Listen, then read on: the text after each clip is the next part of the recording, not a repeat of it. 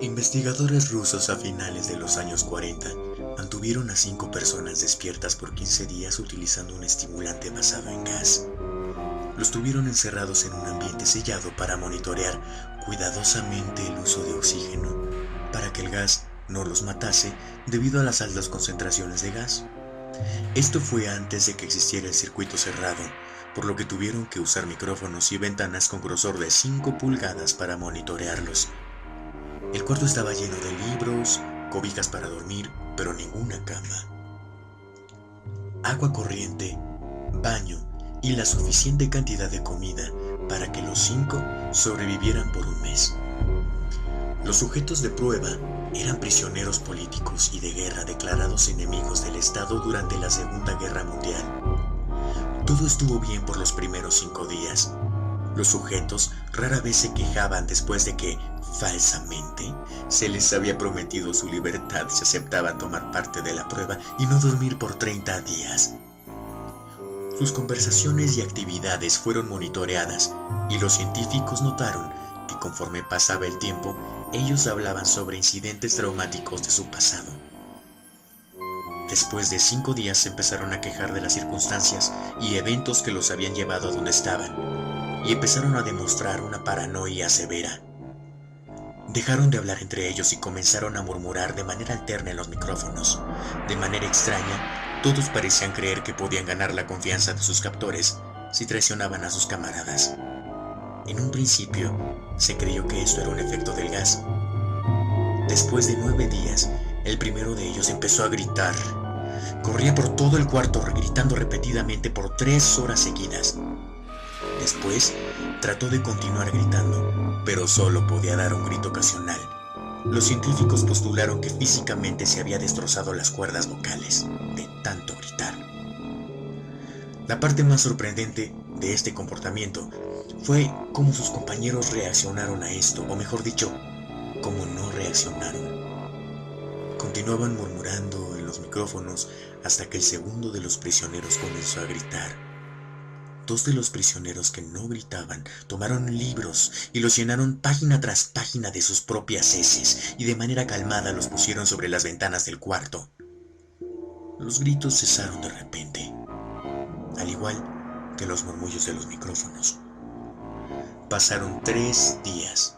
Los investigadores checaban los micrófonos constantemente para asegurarse de que trabajaban porque creían que era imposible no escuchar sonidos con 5 personas dentro.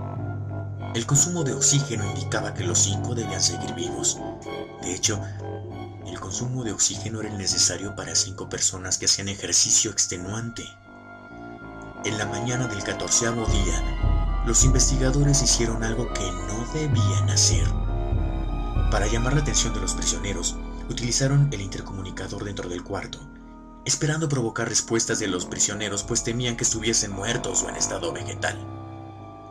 Anunciaron: abriremos el cuarto para probar los micrófonos. Aléjense de las puertas y acuéstense con las manos atrás en el piso o se les disparará. Se les obligará y se les otorgará la libertad a cada uno de ustedes si obedecen. Para su sorpresa, escucharon solo una frase, con voz calmada: no queremos ser liberados. Hubo gran debate entre los investigadores y fuerzas militares que financiaban el proyecto. Sin poder provocar más respuestas utilizando el intercomunicador, finalmente se decidió abrir el cuarto a la medianoche del día número 15. Se limpió el gas del cuarto y se llenó de aire fresco. Inmediatamente, voces de los micrófonos empezaron a objetar. 3 voces diferentes rogaban por la vida de sus seres queridos que por favor encendieran el gas nuevamente. Se abrió el cuarto para sacar a los prisioneros. Gritaron más fuerte que nunca, al igual que los soldados cuando vieron lo que había dentro. 4 sujetos seguían vivos. Las raciones de los pasados 5 días no habían sido tocadas. Había pedazos de carne de las costillas y pantorrillas del sujeto muerto colocados dentro del drenaje del centro del cuarto, bloqueándolo, permitiendo que 4 pulgadas de agua se acumularan en el piso. Los 4 sobrevivientes también tenían pedazos de piel y carne arrancada de sus cuerpos. La destrucción de tejidos y la exposición de huesos en la punta de sus dedos indicaba que las heridas fueron infligidas por la mano y no con los dientes, como era de suponerse. Al examinarlo se descubrió que la mayoría de las heridas fueron autoinfligidas en su mayoría. Los órganos detrás de las costillas fueron removidos, mientras que el corazón, los pulmones y el diafragma seguían en su lugar. La piel y la mayoría de los músculos pegados a las costillas fueron arrancados exponiendo a los pulmones. El tracto digestivo de los 4 sujetos podía verse trabajar, digiriendo comida. Rápidamente se hizo aparente para los científicos que estaban digiriendo su propia carne y que ellos la arrancaron y se la comieron en el transcurso de los días. La mayoría de los soldados eran fuerzas especiales rusas en las instalaciones, pero aún así, muchos se negaron a regresar al cuarto para sacar a los prisioneros. Estos, sin embargo, insistían a gritos, suplicaban que los dejaran dentro y de manera alterna rogaron y demandaron que se encendiera el gas nuevamente para evitar quedarse dormidos. Para sorpresa de todos, los sujetos pusieron una resistencia feroz durante la extracción. Un soldado ruso falleció cuando un sujeto le mordió el cuello. Otro gravemente herido cuando otro de los prisioneros le mordió la arteria femoral y los testículos. Otros 5 soldados perdieron la vida, si cuentas a aquellos que se quitaron la vida en las semanas consecuentes al incidente. Durante la lucha, uno de los prisioneros dañó su vaso sangrando de manera casi inmediata. Se intentó sedar al sujeto, pero fue imposible. Se le inyectó más de 10 veces la dosis humana de morfina y aún así luchó como un animal rodeado, rompiendo las costillas de un brazo de un doctor. Se veía latir su corazón, al máximo, por 2 minutos completos, mientras se desangraba, y continuó gritando por más de 3 minutos, atacando a quien se le acercara, repitiendo la palabra más, una y otra vez, más, cada vez más débil, hasta que cayó en silencio. Los otros 3 sobrevivientes fueron inmovilizados fuertemente y llevados hacia las instalaciones médicas. 2 de ellos, con cuerdas vocales intactas, demandaban continuamente más gas para permanecer despiertos. El más herido de los 3 fue llevado al único cuarto de cirugía que había en las instalaciones. En el proceso de su preparación para colocar nuevamente sus órganos en su lugar, se notó que el sujeto era totalmente inmune a los sedantes. Peleó furiosamente cuando el gas anestésico se le estaba colocando. Se necesitó un poco más de anestesia de la normal para sedarlo, pero al momento de que sus ojos se cerraron, su corazón se detuvo. En la autopsia se encontró que en su sangre había 3 veces la cantidad normal de oxígeno. También se rompió 9 huesos en la lucha para no ser controlado. El segundo sobreviviente era el que primero gritó de grupo. Con sus cuerdas vocales destruidas, él no pudo objetar la cirugía y solo reaccionaba agitando violentamente su cabeza en desacuerdo cuando se le administraba el gas anestésico. Afirmó violentamente con la cabeza cuando alguien sugirió en hacer la cirugía sin anestesia y no reaccionó durante la misma, que duró 6 horas, en la cual se intentó reemplazar sus órganos abdominales y cubrirlo con lo que quedaba de su piel. El cirujano afirmó que era médicamente imposible que el sujeto siguiera con vida. Una enfermera, aterrada, que ayudó en la cirugía, comentó que la boca del paciente formaba una tétrica sonrisa cada vez que sus ojos se encontraban. Cuando la cirugía terminó, el sujeto miró al cirujano y empezó a hacer sonidos fuertemente, como tratando de hablar. Asumiendo que esto era de gran importancia, el cirujano le entregó un papel y una pluma para que el paciente pudiera comunicarse. Escribió: "Sigue cortando". Se le hizo la misma cirugía sin anestesia a los otros 2 sujetos. Se les tuvo que inyectar un paralítico, pues ellos reían constantemente y le era imposible realizar la operación hacia el cirujano. Una vez paralizados, solo podían interactuar con sus ojos. En el momento en que pudieron hablar nuevamente, exigieron una vez más el gas estimulante.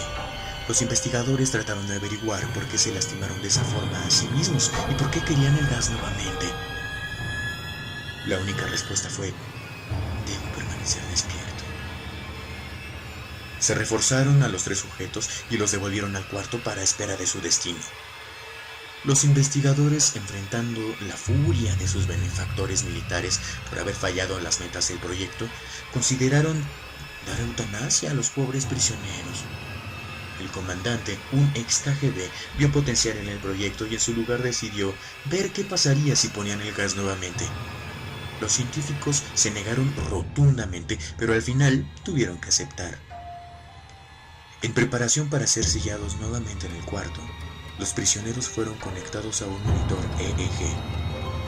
Para sorpresa de todos, los 3 dejaron de pelear en el momento en que se dieron cuenta que los regresarían al gas. En este momento era obvio que los 3 estaban haciendo un gran esfuerzo por mantenerse despiertos. Uno de los prisioneros estaba murmurando una canción.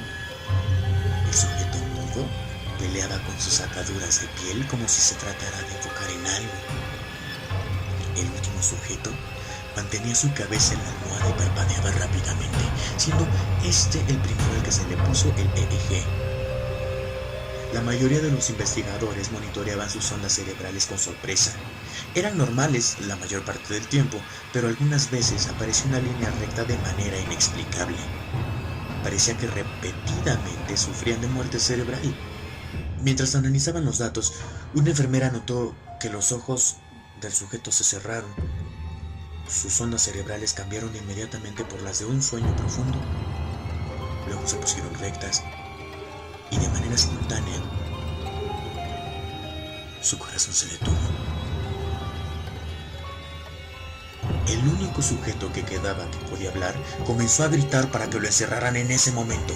Sus ondas cerebrales mostraban las líneas rectas del sujeto que acababa de morir por quedarse dormido. El comandante dio la orden de sellar el cuarto con los 2 prisioneros dentro, junto con 3 de los científicos. Uno de los 3 inmediatamente tomó un arma y abrió fuego contra el comandante, matándolo de un tiro entre los ojos. Después apuntó al prisionero mudo y le voló el cerebro. Apuntó al prisionero que quedaba vivo, mientras que los demás investigadores escaparon del cuarto. «No me encerrarán con estas cosas, no contigo», le gritaba el prisionero que estaba atado al camastro. «¿Qué eres?», demandó. «Necesito saber». El prisionero sonrió. «¿Tan fácilmente te has olvidado de mí?», preguntó. «Somos ustedes. Somos la locura que está encerrada en todos ustedes, rogando por libertad en cada momento de tu vida, desde lo más profundo de tu mente animal. Somos aquello de lo que te escondes en tu cama todas las noches. Somos lo que duermes y silencias y paralizas cuando te vas a tu cielo nocturno, donde no te podemos alcanzar». El investigador hizo una pausa, apuntó al corazón del prisionero y disparó. El EEG mostró una línea recta, mientras el sujeto débilmente murmuró: «Casi tan libre».